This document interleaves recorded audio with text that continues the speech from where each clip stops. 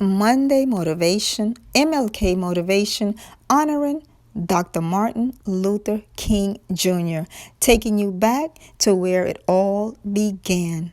We all start somewhere.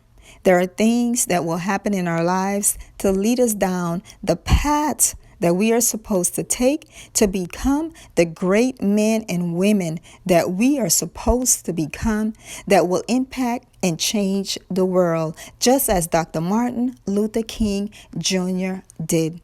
It started as Dr. King as a child.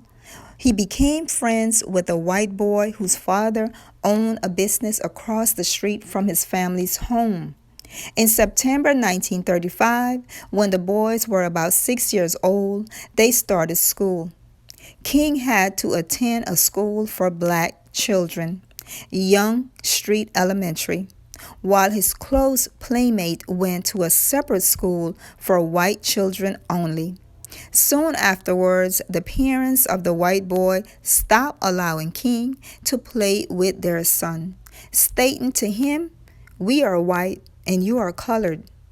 When King revealed what happened to his parents, they had a long discussion with him about the history of slavery and racism in America.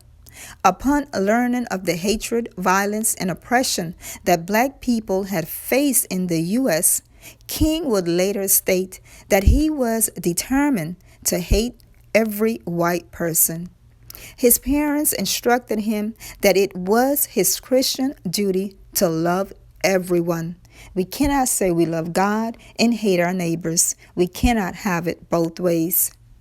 King witnessed his father stand up against segregation and various forms of discrimination. Once, when stopped by a police officer who referred to King Sr. as a boy, King's father responded sharply that King, his son, was a boy, but he was a man.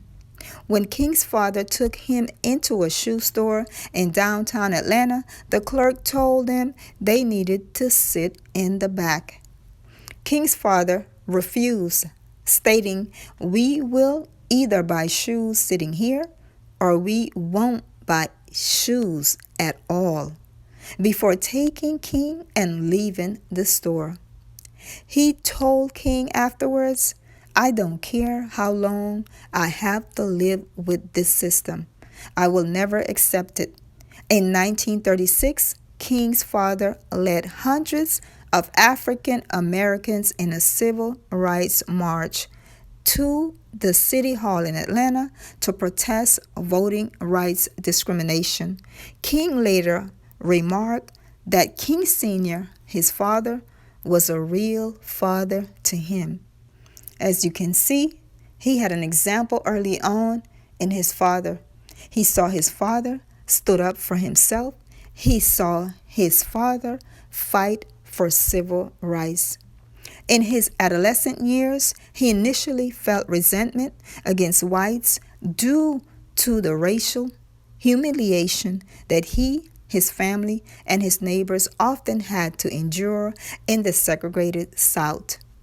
In 1942, when King was 13 years old, he became the youngest assistant manager of a newspaper delivery station for the Atlanta Journal.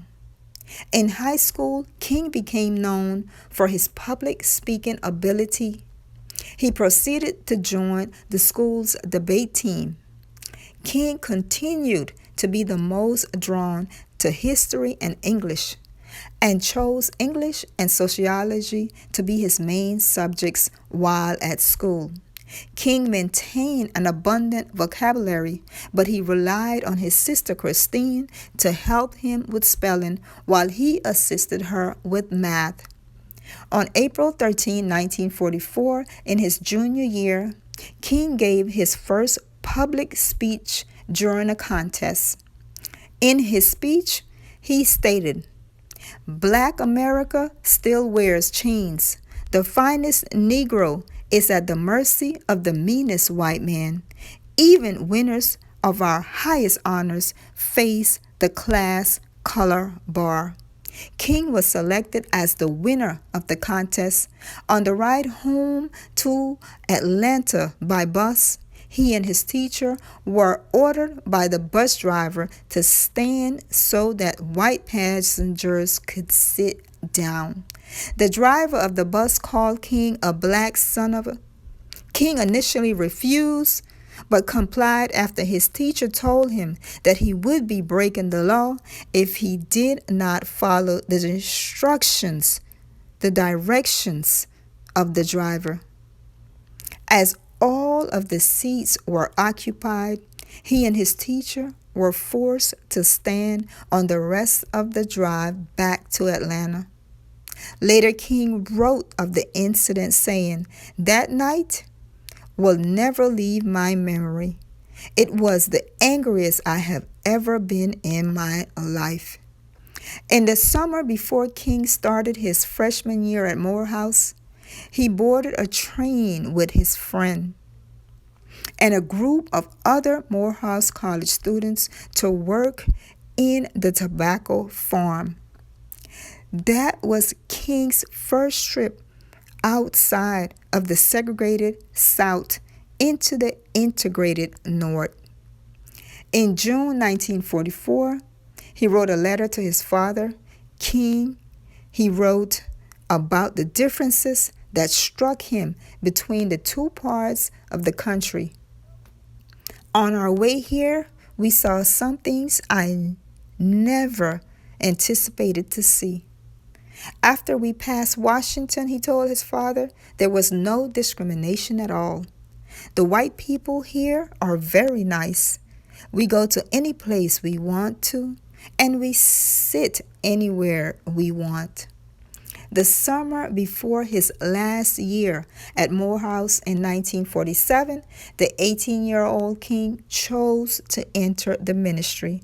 Throughout his time in college, King studied under the mentorship of its president, Baptist minister Benjamin Mays, who he would later credit with being his spiritual mentor.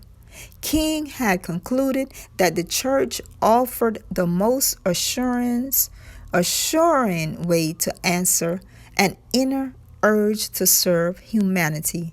His inner urge had begun developing, and he made peace with the Baptist church as he believed he would be a rational minister with sermons that were a respectful force for ideas, even social protests. King graduated from Morehouse with a bachelor's degree in sociology in 1948 at the age of 19.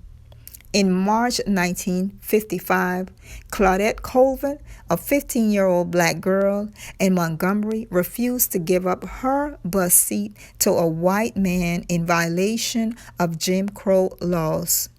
Local news in the southern United States that enforced racial segregation, King was on the committee from the Birmingham African American community that looked into the case.